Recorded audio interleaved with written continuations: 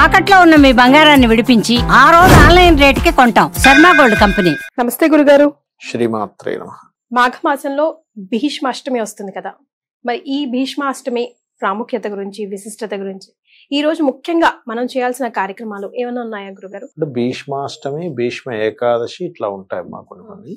అంటే చాలా మంది అష్టమి రోజున ఏ పని మొదలు పెట్టరు, బట్ ఈ రోజున చాలా ప్రాముఖ్యంగా చెప్తూ ఉంటారు కదా గురుగారు. అంటే యాక్చువల్గా ఏంటంటే అష్టమి, నవమి, లేకపోతే మనకి చతుర్థి ఇట్లా కొన్ని ఉన్నాయమ్మా. చతుర్దశి ఇట్లా కొన్ని ఉన్నాయి. ఈ తిథులు ఏవైతే ఉన్నాయో మొదలు పెట్టకూడదని కాదు, ఆ రోజు అమ్మవారిని ఆరాధించేటువంటి తిథులు, శక్తిని మీరు ఆరాధన ద్వారా తీసుకునేటువంటి తిథులుగా చెప్పారు. ప్రత్యేకంగా దేవీ భాగవతం అనేటువంటి గ్రంథంలో స్వయంగా లలిత అమ్మవారి చెప్తుంది. ఏమని గురుగారు?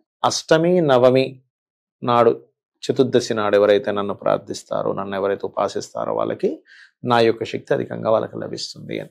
అంటే ఏమిటి, ద మోస్ట్ ఇంపార్టెంట్ డే ఆ రోజు అమ్మవారిని ఆరాధించడానికి. ఆ రోజు లౌకికమైనటువంటి పనులు పెట్టుకోకండి, ఈ పనులు పెట్టుకోండి అని చెప్పడం. మరే ఇంకోటి ఏంటి, త్వరితాదేవి ఒక తిథికి ఒక్కొక్క దేవతా స్వరూపం ఉంటుంది. అష్టమికి త్వరితాదేవి, ఒక్కొక్క తిథికి ఒక్కొక్కరు ఉంటారు.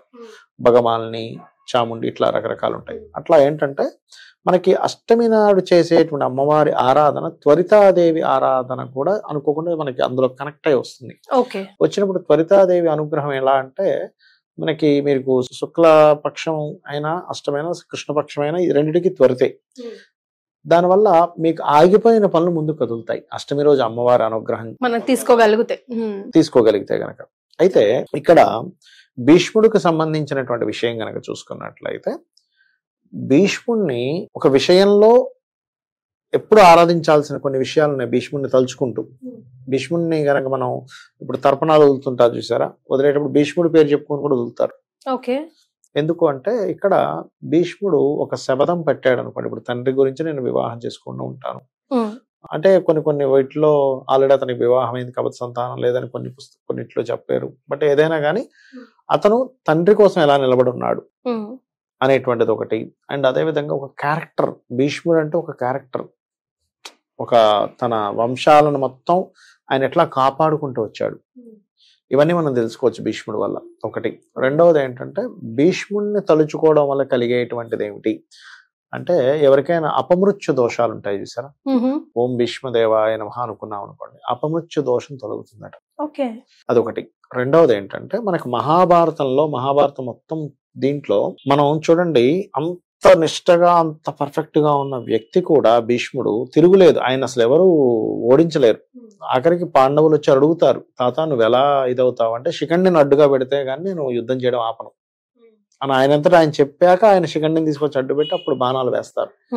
అంటే ఏమిటి, ఇక్కడ మనం అర్థం చేసుకోవాల్సింది ఏంటంటే, భీష్ముడు ది నెంబర్ 1 క్యారెక్టర్. అంత మంచి క్యారెక్టర్ ఉండి కూడా నువ్వు ఎవరి పక్షాన ఉన్నావు అనేది మోస్ట్ ఇంపార్టెంట్. అక్కడ తప్పలేదు ఆయనకి, కౌరవుల పక్షాన ఉండాల్సి వచ్చింది. అదే పాండవుల పక్షాన ఉండుంటే వేరే ఉండేది. అంటే మనకి రామాయణం ఏం నేర్పుతుందంటే, భీష్ముడు లాంటి ఒక అద్భుతమైన క్యారెక్టర్ కూడా నువ్వు ఏ వైపు ఉండడం వల్ల నీకేం జరిగింది. ధర్మం వైపు ఉండుంటే ఒక రకంగా ఉండేది, అటువైపు ఉండాల్సి వచ్చింది ఆయనకి. ఆయన అధర్మం వ్యక్తి కాదు, కానీ నేర్చుకోవాల్సింది అది. భీష్ముడు వల్ల, భీష్ముడి గురించి తెలుసుకోవాల్సింది ఏంటంటే అది మనం తెలుసుకోవాలి. ఫస్ట్ ఆఫ్ ఆల్ నువ్వు ధర్మం వైపు ఉంటున్నావు, నువ్వు ఎంత కరెక్ట్ గా ఉన్నా కానీ నువ్వు ధర్మం వైపు ఉన్నా అధర్మం వైపు ఉంటున్నావు అనేది కూడా తెలుసుకోవాలి. నీ పరిస్థితులు దానికి అనుకూలించకపోయినా నీ డెసిషన్ రాంగ్ డెసిషన్ తీసుకుంటే ఎట్ లాస్ట్ ధర్మమే గెలవాలి కాబట్టి కృష్ణుడు చూడండి ఎటువైపు ఉన్నాడు అంటే ధర్మం వైపు ఉన్నాడు ఆయన కృష్ణుడు. అది మనం అర్థం చేసుకోవాలి. భీష్ముడికి సంబంధించిన తర్పణాలు వదులుతుంటారు చూసారా, భీష్మ ఏకాదశి రోజు ఉపవాసం ఉంటారు, భీష్మాష్టమి అంటున్నారు. ఇట్లాంటి టైంలో కూడా కొంతమంది తర్పణాలు వదలటము, భీష్ముడిని ధ్యానం చేసుకోవడం చేసినప్పుడు ఏమవుతుందంటే, ఒకటి వంశాభివృద్ధి, అపమృత్యు దోషాలు తొలగడము. భీష్ముడు ఏంటంటే చిరంజీవి, అష్టవసువుల్లో ఒకరాయన. ఇక్కడ మనకి భీష్ముడికి సంబంధించిన వృత్తాంతంలో ఇంకొక విషయం కూడా మనం అర్థం చేసుకోవాలి మహాభారతం ద్వారా. ఏంటంటే వాళ్ళు అష్టవసువులైనప్పటికీ కూడా ఒక గోవుని అపహరించడం వల్ల వాళ్ళందరికీ శాపవశాత్తు భూమి మీద పుట్టవలసి వస్తుంది. అందులో మిగతా వాళ్ళందరికీ కూడా అంటే కొంచెం సేపు ఏదో అలా పుట్టి గంగ ద్వారా మరలా వెంటనే అయిపోతుంది. కానీ ఈయన మాత్రం మెయిన్ పర్సన్ గా అయ్యి ఇతను ఇంతకాలం భూమి మీద ఇంత నడిపించాల్సి వచ్చింది. అంటే ఏమిటంటే మనం కర్మ అనేటువంటిది ఎవరిని వదలదు. ఆ కర్మ చేసే అష్టవసువులైనా దేవతలైన ఎవరైనా కర్మకు బద్దులే. కాబట్టి ఆ కర్మ అనుభవించ తప్పదు అని చెప్పి భీష్ముడు ఆ యొక్క వృత్తాంతాలు ఆ విషయాన్ని మనకి చెప్తాడు. అంటే ఇవన్నీ ఏంటంటే మహాభారతం కానీ రామాయణం కానీ మనము అర్థం చేసుకోవడానికి, ఓహో ఓకే ఈ కర్మనేటి నేను ఏదో పుడింగిని కాదు, నేను ఏదో భూమి మీద పుట్టాను, 4 బిల్డింగ్లు ఉన్నాయి, 4 కార్లు ఉన్నాయి, నాకేదో పదవి ఉందంటే సరిపోదు. కర్మ వెంటాడుతుంది. సో నువ్వు ఈ కర్మను ఎట్లా చేస్తున్నావు, ఎట్లాంటి నువ్వు కర్మలు చేస్తున్నావు ఏంటి అనేటువంటిది ఒక క్లారిటీ నీకు ఇవ్వడం కోసం ఒక భీష్ముడి యొక్క క్యారెక్టర్ని భగవంతుడు మనకి చూపించాడు. గురుగారు భీష్మాష్టమి అన్నా భీష్మ ఏకాదశి అన్నా ఎత్తి చూపించాము ఈ రోజుల్లో స్పెషల్ గా కాబట్టి మనం ఏం చేయాలంటారు? ఈ రోజు ఒకటి ఉపవాసం దీక్ష చేయాలి మంచిది అంటున్నారు, తర్పణాలు అవి వదలాలి అంటున్నారు. అన్నిటికంటే ముఖ్యంగా నేను చెప్పేది ఒకటే, భీష్ముడి వల్ల మనం ఏం నేర్చుకుంటున్నాం. ఇప్పుడు రాముడుగా అవతారం ఎత్తినా కృష్ణుడిగా అవతారం ఎత్తినా కూడా ఆ యొక్క మహావిష్ణువు మనం ఒకటి నేర్చుకోవడానికి ఎత్తాడు ఆయన. అంతే, అవతారం నుంచి మనం అవతారం నువ్వేం నేర్చుకుంటున్నావు. అది రాముడు కృష్ణుడు అనే కదా, తండ్రి నుంచి మనం ఏం నేర్చుకుంటున్నాం, తల్లి నుంచి మనం ఏం నేర్చుకుంటున్నాం. తల్లి ఓపికగా ఇంతమంది చేస్తుంది, తల్లి నుంచి మనం ఒకటి నేర్చుకోగలగాలి. అరే రెస్పాన్సిబిలిటీ ఇంత చేస్తుంది తల్లి, చాలు. అంతే కదా.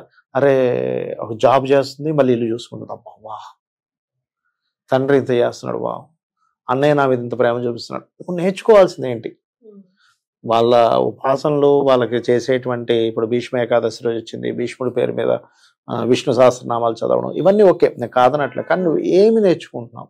ఎంతసేపు నాకు అప్పులు పోవడానికి నేను భీష్మ ఏకాదశి చేస్తాను, నాకు డబ్బులు వచ్చేసడానికి భీష్మ ఏకాదశి చేస్తాను కాదు.